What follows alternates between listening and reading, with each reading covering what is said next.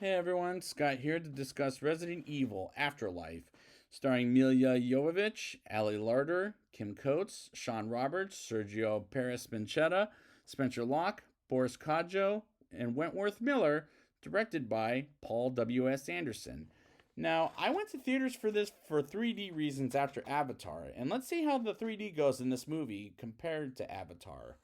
Let's get into it. We get the opening credits where it looks 3D, and why is that? Because 3D at this time was very popular after Avatar, which is appropriate back in 2010, but now it feels weird. While we see some woman in a rainy Japan as she attacks a man in the middle of the street, and what the fuck did this have to do with the movie? Which is absolutely nothing. 4 years later, we get an army of Alice, returned by Mila Jovovich, attacking the Umbrella Corporation in the Japan, led by Albert Wesker, played by Sean Roberts, with some terrible wire fu that looks way too obvious, as this first action scene felt very awful. While Albert fires his gun at every Alice he finds, he hasn't gotten the real one as he gets on a helicopter and the army of Alice tries to shoot Albert's ass down, but he flies away and he blows up the army of Alice, and that's where they go with this movie. I mean, come on.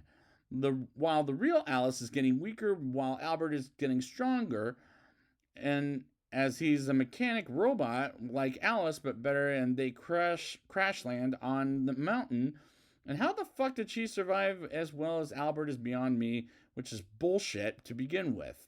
6 months later, we get Alice trying to get to Alaska, where the other survivors, led by Claire Redfield, returned by Ali Larder, as has taken the others as Alice tries to find them, but unfortunately they're not there, but she finds a helicopter on a beach. While my problems with this movie begins with it's like the others, where it's loud and violent, and the characters come off very unlikable. Alice finds a body running by her as she almost gives up on her survival, and the body turns out to be Claire, who has a machine on her chest that looks like a spider. As Alex knocks her out, or Allison knocks her out, what the fuck?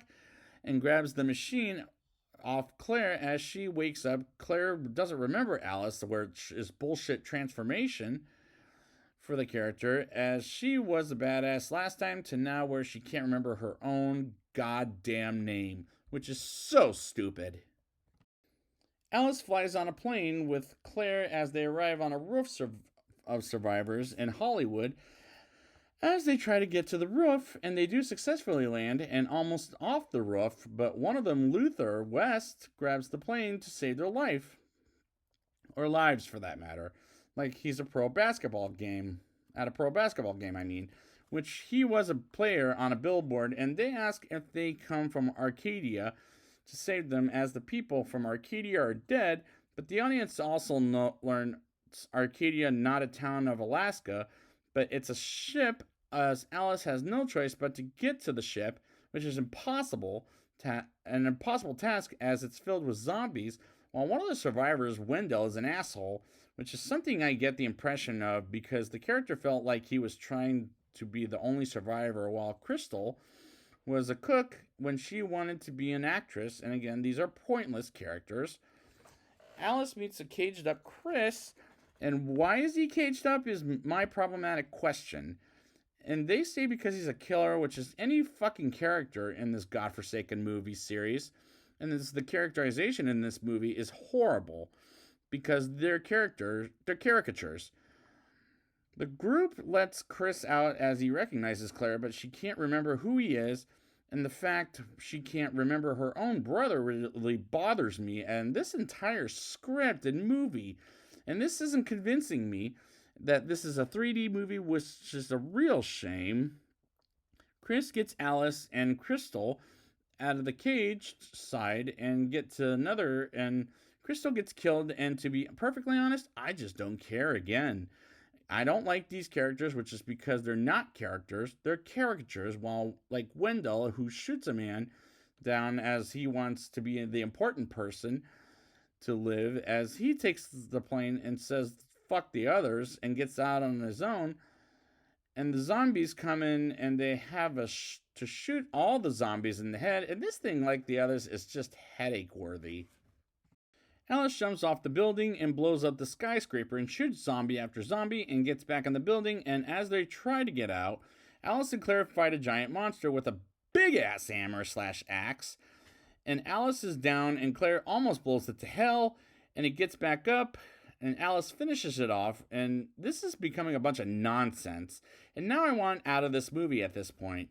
They catch up to Luther in the sewers, and next minute, he gets killed by a zombie that I swear to God is stolen from Blade 2 because of the mouth.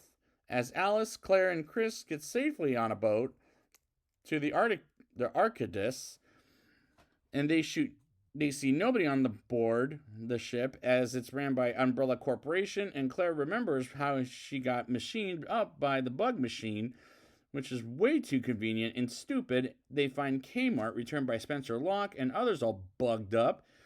And as Claire tries to get it off, as she's frightened, while Alice finds Albert in a different room. And this movie has no goddamn plot, as what was the point of it to begin with? As Bennett works for Umbrella Corporation, and as Alice tries to kill Albert while she knocks out Bennett, and Chris and Claire come in and fight, and Albert, and the music in that scene is very distracting. And Bennett is trapped after trying to kill Alice, and Albert is shot up as Chris and Claire finish him off for good. And once again, Albert gets back up and takes a flight, and a bomb is planted in his ship, and it explodes, and we find out Luther is alive. And I thought, what the fuck is this as Umbrella Corporation comes to Arcadis and attacks the entire ship, and the movie ends just like that. And can I just say, that was a predictable ending, but during the credits, Jill Valentine, returned by Sienna Guillory, goes to war with Alice with a bunch of Umbrella soldiers, and I thought, really, with that? Now it's time for the rating. I'll give this movie a 1.7 out of 10. This movie is once again proving my point of this entire franchise. It's loud, violent, and very headache-worthy, and I don't like the characters in this movie as they're caricatures.